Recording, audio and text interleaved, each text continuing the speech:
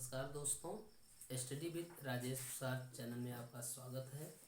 हम सामान्य अध्ययन की श्रृंखला में मध्यकालीन इतिहास से शुरुआत करते हैं। मध्यकालीन इतिहास में पहला पार्ट आपका रहेगा सल्तनत काल, जिसमें हम कुतुबुद्दीन ऐबक के बारे में अध्ययन करेंगे। एक छोटा सा वीडियो रहेगा, ध्यान से देखें आप। सामान्य ज्ञान, जिसमें दिल्ली सल्तनत में गुलाम वंश के नाम से भी जाना जाता है। इसमें आप देखेंगे गुलाम वंश की नींव, सबसे पहला प्रश्न कभी कभी ऐसे सीधा सीधा आता है, गुलाम वंश की नींव किसने रखी थी? तो आप बताएंगे गुलाम वंश की नींव जो है कुतुबुद्दीन ऐबक ने रखी थी। और कुतुबुद्दीन ऐबक का जो शासन का समय रहा है वो 1206 से लेकर 1210 ईस्वी तक रहा है। यानी 1206 से लेकर के 1210 का समय जो रहता है वो जो है कुतुबुद्दीन ऐबक के शासन का है। ये कुतुबुद्दीन ऐबक जो थे ये मोहम्मद गोरी के गुलाम थे, जिसके बारे में आपने इतिहास से पढ़ा होगा। मोहम्मद गोरी ने कितनी बार सोमनाथ मंदिर पर आक्रमण किया, तो बार बार क्वेश्चन में भी आता है। तो मोहम्मद गोरी ने 17 बार जो है सोमनाथ मंदिर पर आक्रमण किया था। कुतुबुद्दीन ऐबक का अर्थ क्या होता है? सीधा सीधा लिखा है कुतुबुद्दीन ऐबक का अर्थ क्या होता है? तो इनका अर्थ होता है चंद्रमा का स्वामी, अर्थात कुतुबुद्दीन का मतलब होता है चंद्रमा का स्वामी।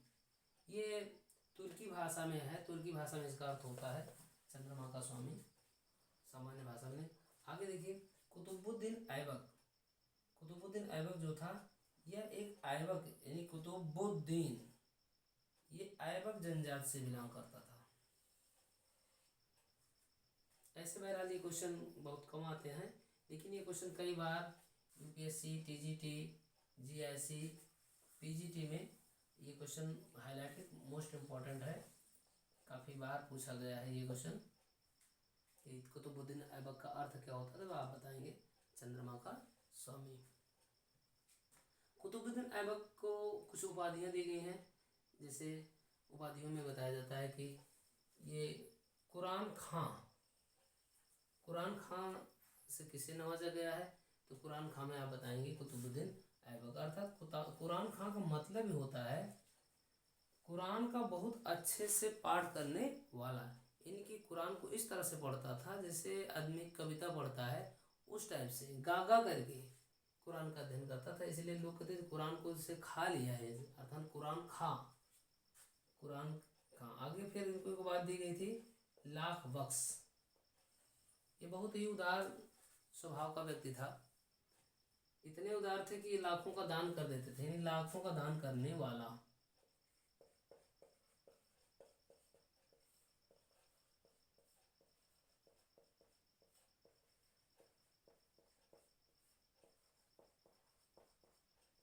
लाखों का दान करने वाला, लाख बख्श। ये दोनों क्वेश्चन बहुत बार एग्जाम में पूछे जाते हैं। आरआरबी, एसएससी ऐसे एग्जाम में भी बहुत बार पूछा गया है कि कुरान खां की उपाधि से किसे नवाजा गया है, या लाख बख्श की उपाधि किसे दी गई है। तो आप इसको मोस्ट इम्पॉर्टेंट आप मेरी तरफ से स्टार मार्क के चलिएगा, बहुत एग्जाम में आता है ये। फिर अगला इसी में इससे संबंधित है कि कुतुबुद्दीन ऐबक ने राजधानी किसको बनाया था? तो राजधानी ये लाहौर को बनाए थे, यानी लाहौर से ही शासन किया करते थे। इसके बाद जो है कुतुबुद्दीन ऐबक जो है स्थापत्य कला यानी भवन निर्माण के क्षेत्र में भी इनका कुछ महत्वपूर्ण योगदान रहा है। जैसे इन्होंने अढ़ाई दिन का झोपड़ा का सीधा सा मतलब होता है कि मात्र इसको जो है अढ़ाई दिन में बना करके तैयार कर दिया था। लेकिन अढ़ाई दिन में बना तैयार कर दिया। ये जो झोपड़ा है अजमेर में है, जो है अजमेर, ये है अजमेर में। अढ़ाई दिन का झोपड़ा की खासियत और है, यहाँ हमने अन्य तथ्य में बताया है कि अढ़ाई दिन का झोपड़ा जो है इसके स्थान पर पहले संस्कृत विद्यालय हुआ करता था।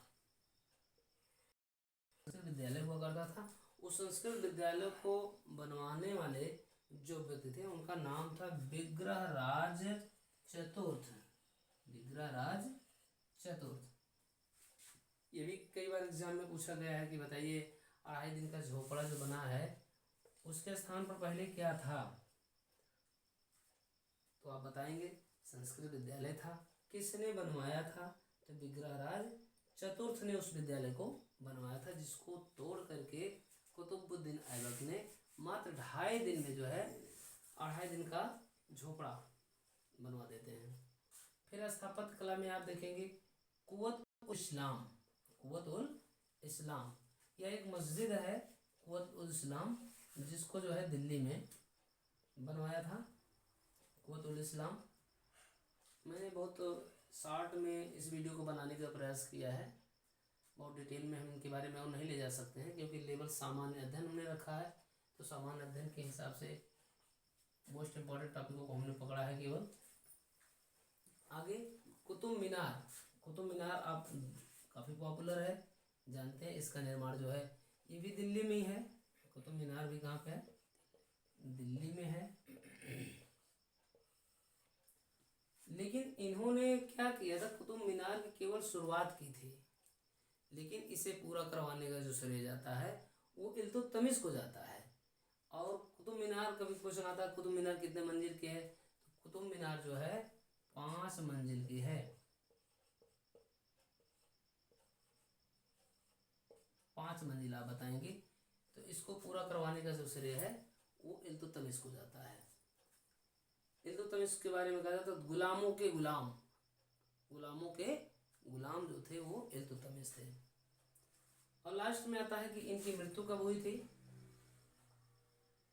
तो एक खेल होता है पोलो, आज के टाइम पे पोलो बोला जाता है, लेकिन पहले के टाइम पे चौगान, यानी लाहौर में चौगान खेलते समय 1210 ईस्वी में, 1210 ईस्वी में कुतुबुद्दीन ऐबक की मृत्यु हो जाती है। तो आप ये इस बात को याद रखिएगा। और वहीं लाहौर में ही इन्हें दफना भी दिया जाता है।